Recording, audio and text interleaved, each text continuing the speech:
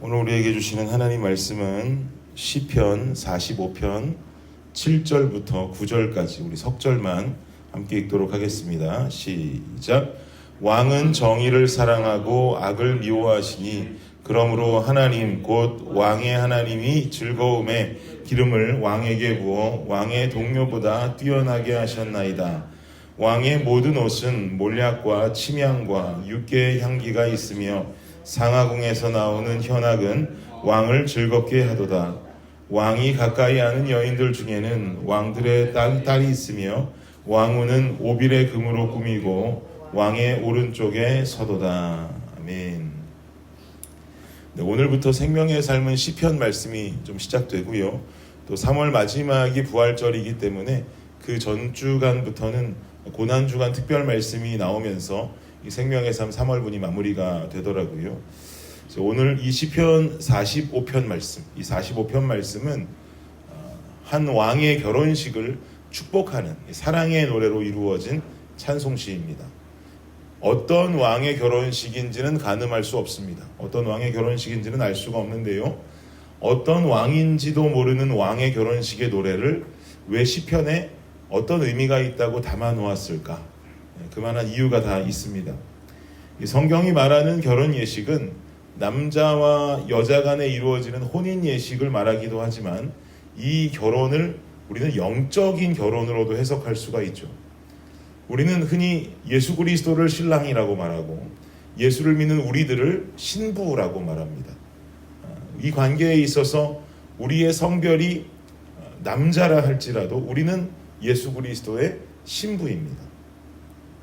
여러분, 그렇다면 예수님께서 신랑이시고 우리가 신부라면 이 신랑과 신부 사이에 예수님이 신랑이고 우리가 신부인 것을 떠나서 이 신랑과 신부 사이에 있어서 지켜야 될 가장 중요한 것은 무엇일까요?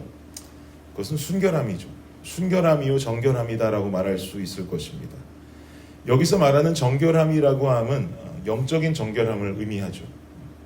신랑은 신부 외에 어떤 여인을 사랑해서는 안 되는 사람입니다.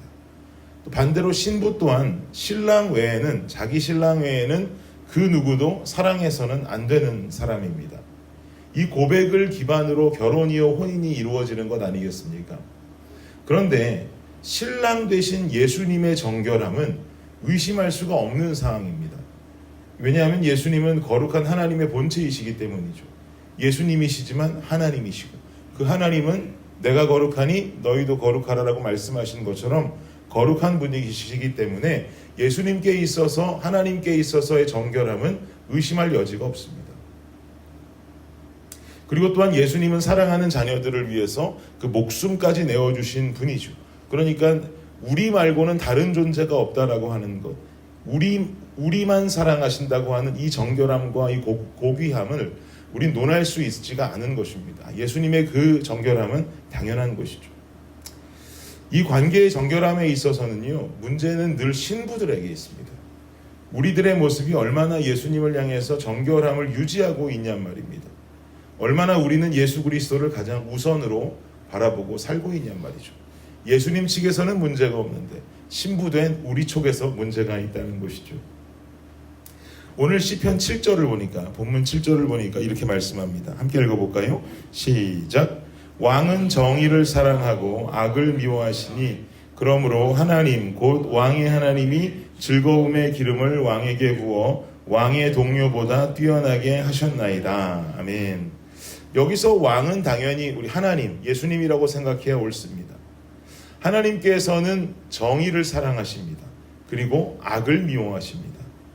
우리는 하나님께서 사랑하시는 것을 행하고 미워하시는 것을 금하면 하나님의 사랑을 받는 신부의 삶을 당연히 살 수 있게 되겠죠. 그러면 하나님께서 사랑하신다고 하는 정의라는 것에 관한 의미는 무엇일까요? 하나님은 세상이 제정한 법 그 위에 계신 분인 줄을 믿습니다.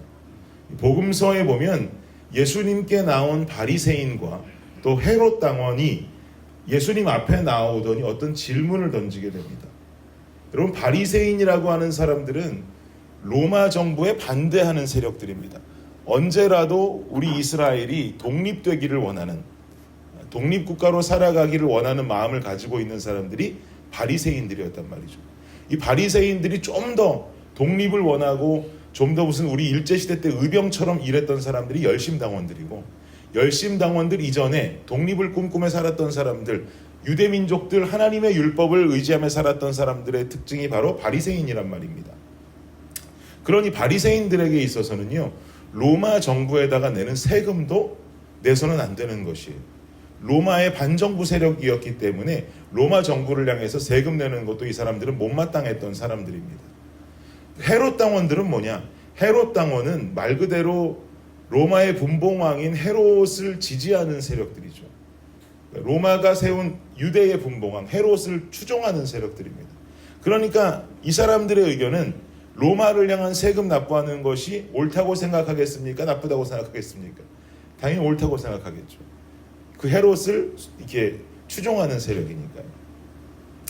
이 두 개의 분파, 의견이 갈리는 이 두 개의 분파의 사람들이 예수님께 다가와서는 질문합니다. 뭐라고 질문하냐면, 로마에 납부해야 되는 세금은 어떻게 해야겠습니까? 내야 맞겠습니까? 안 내야 맞겠습니까? 유대인이라면 이것을 내야 맞겠습니까? 안 내야 맞겠습니까? 이거 최고의 난이도 질문 아닙니까? 내지 말라 그러면 헤롯 당원들이 난리가 나고 들고 일어날 것이고, 그렇다고 내라고 하면 바리새인들이 뒤집어질 거란 말이죠. 이 두 개의 분파가 동시에 와서 묻고 있어요. 이때 예수님께서는 굉장한 현답을 내놓으십니다. 뭐라고 말씀하세요? 가이사의 것은 가이사에게, 하나님의 것은 하나님께 바치라. 여러분, 이게 무슨 의미일까요? 당시 그들이 사용했던 화폐였던 데나리온에는요, 로마 황제의 모습이 새겨져 있었습니다. 로마 황제의 형상이 새겨진 이 돈은 당연히 로마 황제에게 드리면 된다는 거예요. 세금 내는 거 당연히 로마 황제의 형상이 새겨져 있으니 로마 황제에게 드리면 된다. 그러나 우리 이 민족들, 이 유대 민족들은 이 데나리온에 새겨진 황제 형상 이전에 우리에겐 무엇이 새겨져 있느냐 이 말이에요. 우린 하나님의 형상대로 지음받은 자들이 아니냐. 우리는 하나님의 형상이 새겨진 자들이기 때문에 이 로마를 향해 세금을 내지만 우리의 삶마저 이 세상 속에 바치면 안 된다는 거죠. 하나님의 형상이 새겨진 우리의 삶은 하나님께 드려야 된다. 그래서 가이사의 것은 가이사에게 드리고 하나님의 형상된 너희들의 삶은 주님께 드리면 된다라고 하는 굉장한 현답을 예수님께서 내밀어 놓으신 것입니다.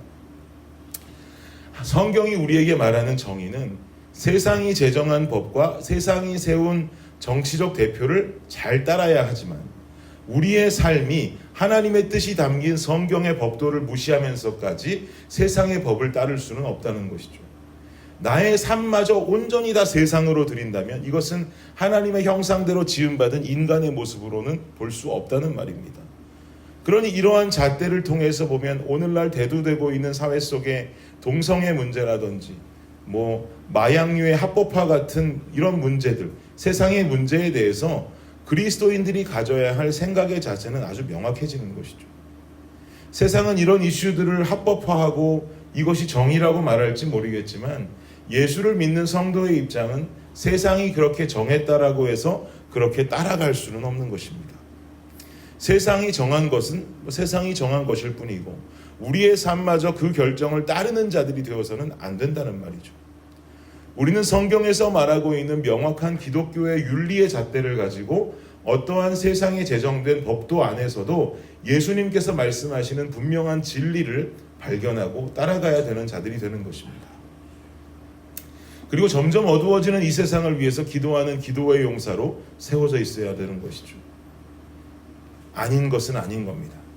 주님이 아니라 하시는 것은 분명히 아닌 거예요. 동성애를 세상에서 어떻게 포장하고 있고 또 이게 틀린 게 아니고 다르다고 말한다 할지라도 미안하지만 성경이 죄라면 죄인 것입니다. 또 마약류 중에도 대마 같은 것은 마약류로 규정해서는 안 된다. 그 선을 넓히자고 말한다고 떠들어도 세상이 어떻게 말한다 할지라도 그리스도인들에게는 죄는 죄인 거예요. 아닌 것은 아닌 것이란 말이죠. 이 기독교적인 윤리가 교회 안에서 무너지고 미국 공교육 안에서 무너지다 보니까 점점 문제가 심각해지는 것입니다. 더 이상 우리의 자녀들 또 우리의 손주들 말씀 위에 세우지 아니하고 공교육 제도 위에 그대로 놔두기만 하면 이 아이들의 가치관에 대한 문제가 어떻게 변화될지 모릅니다. 굉장히 무섭습니다.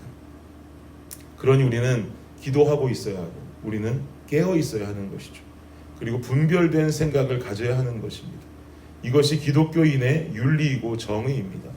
이 자라나는 아이들에게 올바른 것을 가르칠 수 있어야 하고 성경이 왜 옳은 진리인지를 가르칠 수 있어야 하고 그리고 그 교육이 되기 위해서는 그들의 부모, 이 어른들의 세대가 하나님의 말씀 위에 올바로 서 있고 올바로 서 있는 삶이 얼마나 복된 삶인지를 이들에게 몸소 우리가 보여줄 수 있어야 하는 것입니다.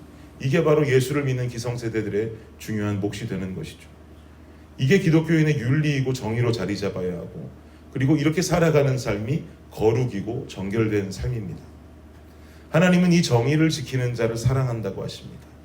그리고 이 정의를 지키며 거룩을 지켜내는 자가 바로 그리스도의 신부로서의 자격이 있는 것이죠. 이러한 의미에서 우리 블레싱 교회는 늘 깨어있는 교회가 되기를 원합니다. 교회에 대한 사명을 반드시 우리는 지킬 수 있어야 됩니다. 어른들의 가치관이 명확하지 않으면 자녀들의 가치관도 흔들립니다. 세상을 존중하지만 그 세상은 하나님의 법 아래에 있습니다.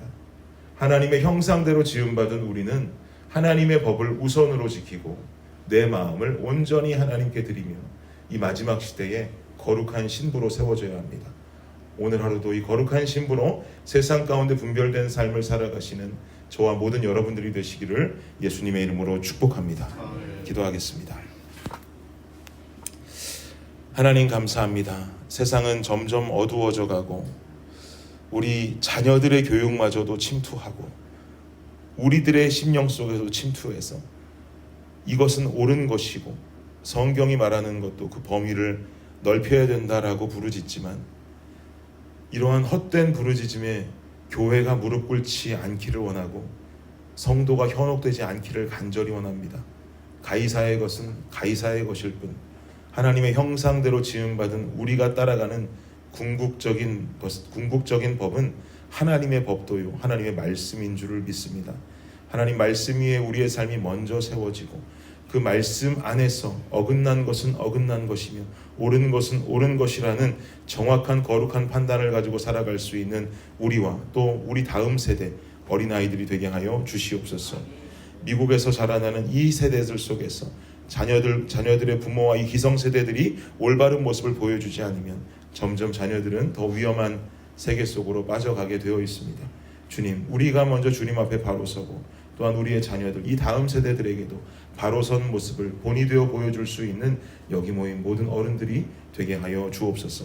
하나님의 정의를 지키며 거룩으로 다시금 거듭날 수 있는 우리 모두가 되게 하여 주시옵소서. 감사합니다. 이 모든 말씀 예수님의 이름으로 기도드립니다. 아멘.